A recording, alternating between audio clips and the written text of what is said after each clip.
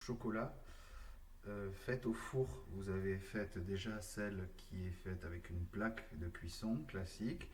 Vous n'avez pas faite encore celle qui se réalise à l'aide d'un four. Pour cette recette, vous avez besoin de 3 œufs, du sucre, du chocolat pâtissier et du lait demi-écrémé. Vous suivrez les proportions nécessaires dans la recette que je vous ai donnée par internet. Maintenant, je vais passer à la pesée.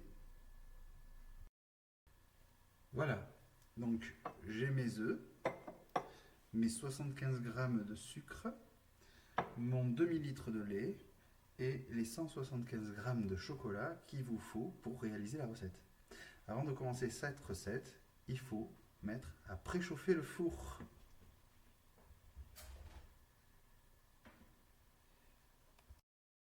Voilà, mon four est à préchauffer à 180 degrés. Et maintenant, nous allons commencer à préparer notre recette. Première étape, vous devez faire fondre du chocolat en bain-marie.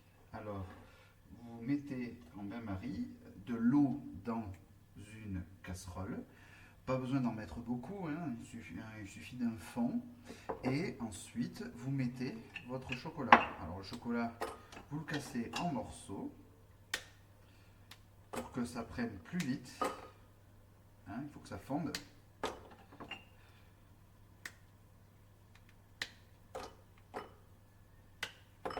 Voilà. Alors, mettez votre eau au thermostat le plus haut que vous avez. Il faut que ça boue pendant un petit moment pour pouvoir faire fondre ce chocolat. N'hésitez pas à remuer de temps en temps ce chocolat afin qu'il fonde bien dans sa totalité.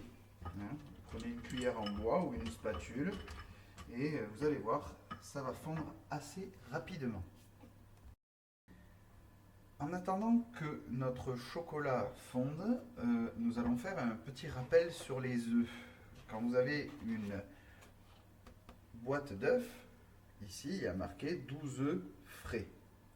Vous avez ici ceci, je vous le montre à la vidéo, c'est la DCR de mes œufs, donc qui date du 7-05. Ce sont des œufs frais et pas ultra frais parce que ça fait plus de 7 jours qu'ils ont été pondus. On vérifie donc la DCR, c'est marqué ici, si vous arrivez à le voir, DCR. On vérifie cette DCR pour savoir si elle est bonne. Je vous laisse vous référer à votre cours pour savoir ce qu'est une bonne DCR ou pas. Hein? Donc, ça c'est la première étape. Ensuite, on verra par la suite comment on fait pour avoir un bon protocole de cassage des œufs. En attendant, pensez toujours à remuer votre chocolat.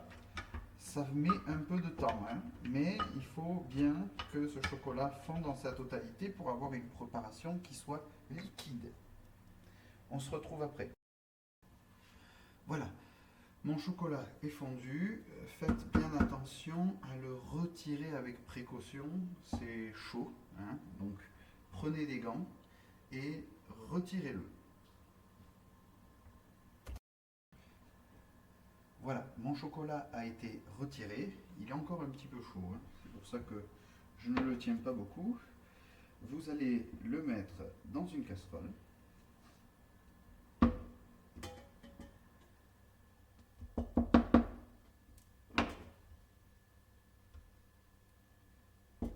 Voilà.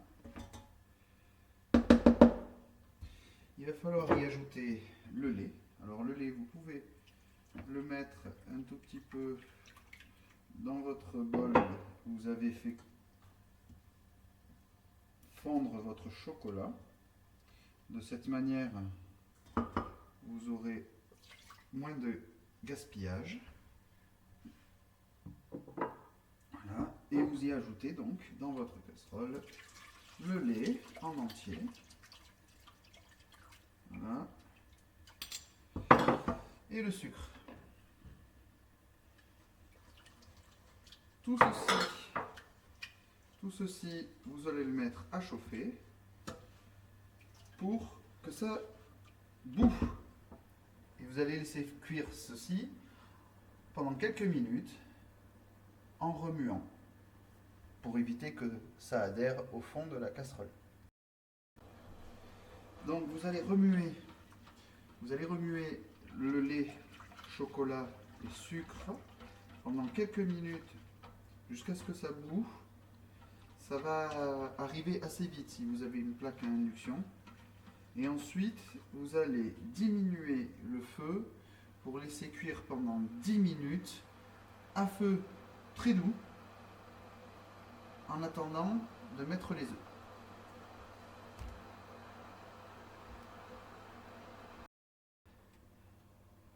Pendant que notre lait, le chocolat et le sucre est en train de chauffer, à feu très doux, que vous pouvez remuer de temps en temps, nous allons faire le protocole de cassage des œufs.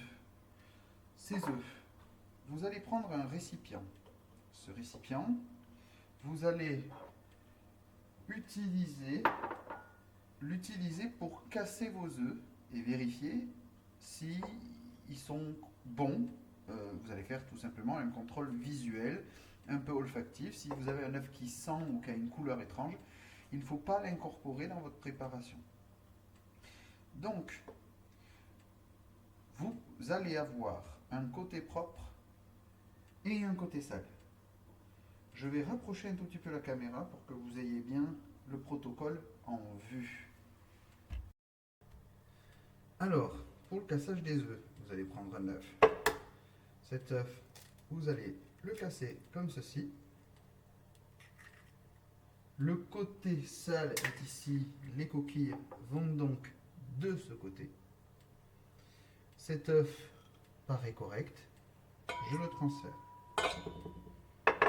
Et on répète l'opération jusqu'à la fin. Hop. Côté sale. Pardon, on transfère l'œuf.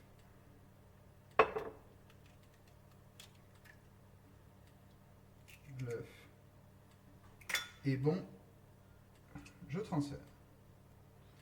Une fois que cela est fait, vous mettez tout côté sale.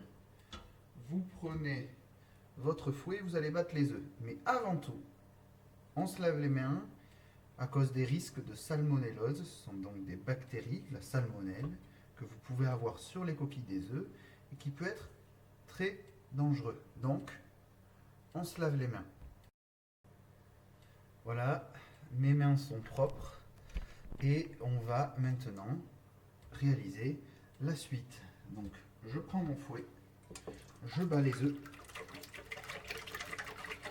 Une fois que mes œufs sont battus, on va prendre notre préparation et on va la verser de manière régulière et petit à petit.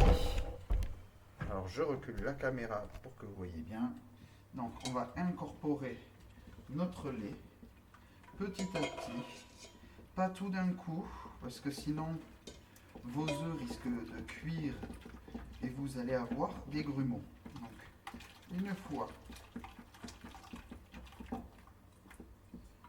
que vous allez avoir incorporé la totalité du lait,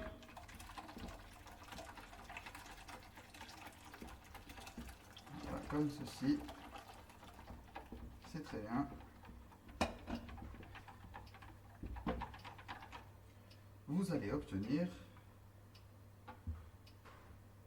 une préparation qu'il va falloir mettre dans vos ramequins. Vous allez prendre pour ceci une louche ou n'importe quoi pour pouvoir les transférer dans le ramequin sans en mettre partout, évidemment. Donc moi j'ai choisi une louche pour transférer dans les ramequins ma préparation. Voilà. Alors, moi je me mets au-dessus de mon bol, comme ça s'il y a des gouttes qui tombent, je peux la récupérer dans le bol directement. Pensez à organiser votre plan de travail à l'avance pour pouvoir avoir les ramequins à disposition et éviter d'en mettre partout. Voilà. Et vous répétez l'opération autant de fois jusqu'à épuiser votre stock de préparation. Alors, je suis prêt à mettre au four. Pour cela, je vais utiliser un verre d'eau. Alors,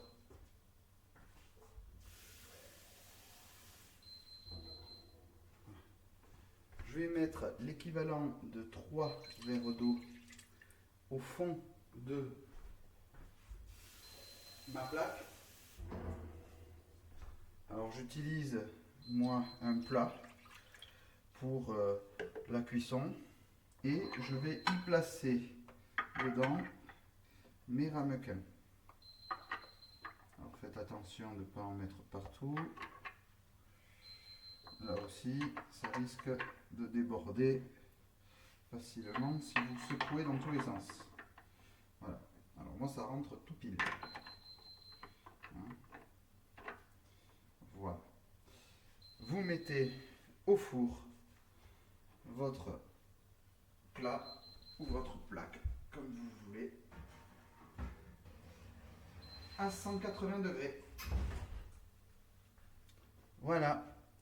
Pendant ma cuisson, je vais procéder au nettoyage de mon plan de travail.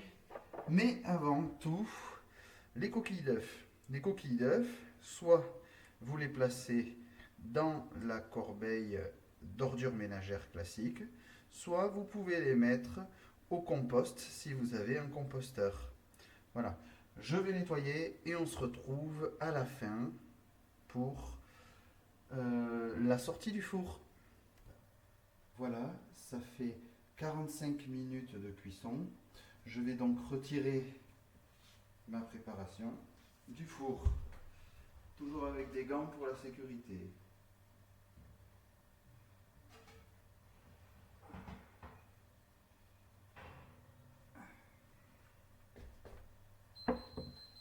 Bon voilà, elles ont gonflé, c'est tout à fait normal, hein, puisqu'elles ont chauffé au four et qu'il y a de l'air qui a été emprisonné dans la préparation et cet air a gonflé, donc la préparation elle aussi a gonflé. Ça va redescendre au fur et à mesure que ça descendra en température pour aider le refroidissement afin qu'il soit plus rapide.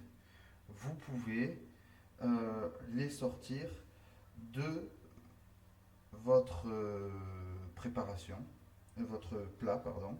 Alors, il va falloir attendre un peu que ça refroidisse parce que sinon vous risquez de vous brûler. Une fois que c'est sorti, vous les laissez un peu refroidir à l'extérieur et ensuite vous les placez au réfrigérateur au moins pendant 1 heure et c'est à servir frais. Voilà, merci beaucoup pour votre attention et aidez-vous de cette vidéo pour faire le travail qui sera demandé, notamment au niveau du protocole du cassage des œufs. Voilà, merci et à bientôt.